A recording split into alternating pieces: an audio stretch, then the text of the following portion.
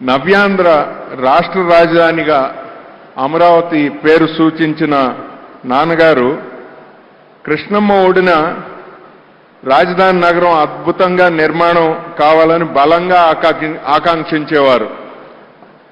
ఆ శంకుస్థాపనకు కూడా గౌరవ చంద్రబాబు నాయుడు గారి ఆహ్వానంపై వచ్చి ఆయన ఆనందం పంచుకున్నారు.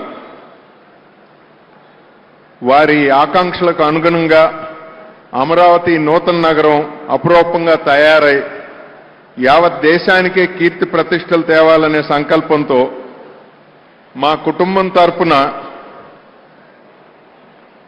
10 కోట్ల రూపాయలు విరాళంగా అందజేస్తున్నాం.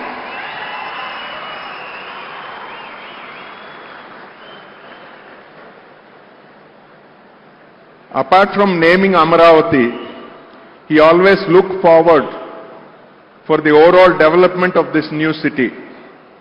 As a token gesture of the family for the continuance of his vision for this megapolis in the making, Amaravati, we are happy to present a check for rupees 10 crores to be used for the development of the city.